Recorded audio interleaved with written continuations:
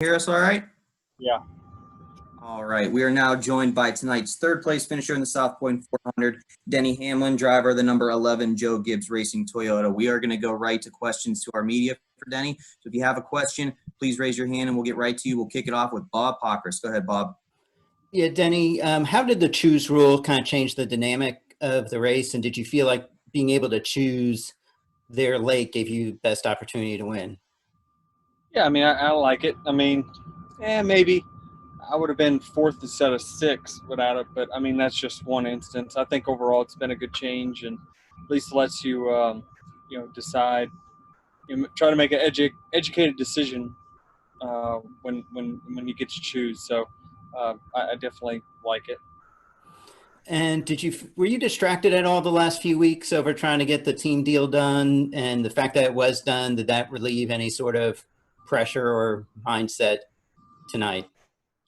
No, I mean, I've been working for like 10 weeks on stuff. So not just race team stuff, but just stuff in general. So it doesn't, we've had bad breaks. Tonight was just another bad break, just like Darlington was, to be honest with you, or Bristol. So we were, we led laps tonight. We were obviously I thought the best car, but no, people look at the results and instead of actually paying attention to the race.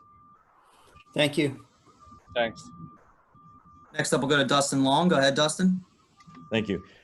Denny, before that last restart on the choose situation, you took obviously the outside of row 3. You could have taken the inside of row 2. It seemed like, I know that a lot of people preferred the outside lane, but there was a lot of movement on the inside lane. What was the decision making on that and the challenge in going back and forth, or was that an easy call for you? It wasn't an easy call. We talked about it. I wasn't sure. They left it up to me ultimately. But I thought I didn't want to box myself in on the bottom. On the previous restart, I'd got on the bottom and just, we were fast through the corners, but everyone that couldn't run the bottom was just freight training us down the straightaway on the top. So I just thought that at least if I got the top, I have an option to go to the third lane. If I get on the bottom, I'm just boxed in. I think I have no shot to win. So I think it was going to be a lot to ask for us to win from either the third or the sixth position on a green-white checkered anyway. I thought we were going to have more time, being that I think the caution fell with like 6 or 7 laps to go, and we ended up in the green-white checkered for a debris situation.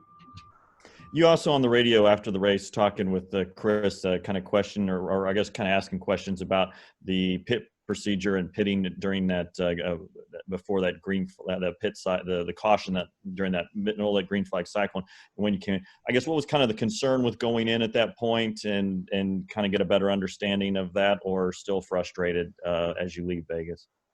I mean, I called it before it even happened. We go into the last stage and.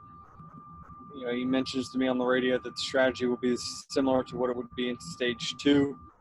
And I just knew that we've been caught, I don't know how many times this year by people that just stay out, because they're having a subpar day. I mean, they're doing the best strategy for them, but it traps the guys that are up front all day. So, we just got caught again. Told them that we were going to get caught if we came early, but our hand got forced by the 88. By them coming in early there. We both had a lead over most of the field, so I would have thought we would have ran a little bit longer, but we had to answer their strategy because they were then 1 second of us. So we didn't want to just kind of give them the lead and then count on running them down at the end of the race. You have to keep yourself in front of them, and essentially we were going to stay out as long as the 88 was. So they forced our hand there. They didn't make us pit. We decided to pit, but it's a lap too late again. Thank you. Yep. Next up, we'll go to Jordan Bianchi. Go ahead, Jordan. Denny, 58 points going to Talladega. How are you feeling about that? If you asked me before the day, I would definitely have been happy about it. But, I just hate missing out on victories, to be honest. And, we're so much better than the 6 victories that we've got. It's just disturbing. I've never been this fast in so many races and just not finishing it.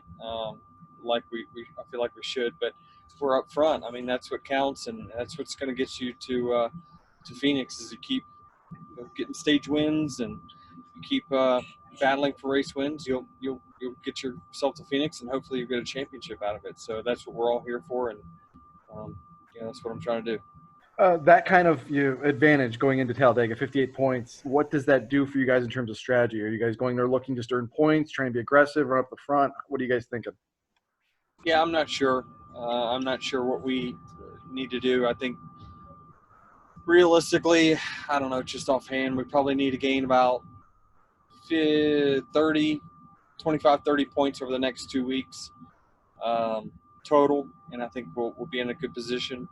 But you just never know. I mean, my teammate looks like he's out of the cut. He can win either one of those races easily. So you just never know. You want to go out there, and I wish we would have locked ourselves in tonight, but we still put ourselves in a really good points position going into Dega. So I don't know what our strategy will be. To answer your question, we'll discuss it tomorrow. Thanks. All right, next up we'll go to Jerry Jordan. Go ahead, Jerry. Hey, Denny. You mentioned Talladega. You've also got the Roval coming up. So which one do you worry about more, Dega or the Roval? I'll let you know after Dega. I don't know. I would say off of normal racing conditions, I'd say that we're stronger at Dega, but I mean, you never know. You can finish dead last there, or you can win the race. Roval has statistically not been a good track, but neither was Vegas. I think we're showing that we're capable of winning each and every week. Daytona Road Course was one where we nearly won. So I don't think we have any weaknesses at this point. We treat them all the same. Follow up real quick on the news earlier this week with your buddy Michael Jordan and announcing Bubba. You said Bubba was your driver. You knew that. How big is this for the Denny Hamlin brand to team with Michael Jordan on a Cup car? I know y'all have the iRacing and stuff, and to bring Bubba into that fold with everything that's going on in the sport, and to see this sea change of effort, for NASCAR's progress. Well, I think that he's outperformed his equipment. He's I think this third or fourth year in the Cup Series. Still got a lot to learn. I think that, but he's proven himself to me out on the racetrack as someone that overachieves a lot. So I think that hopefully we can get him race winning equipment.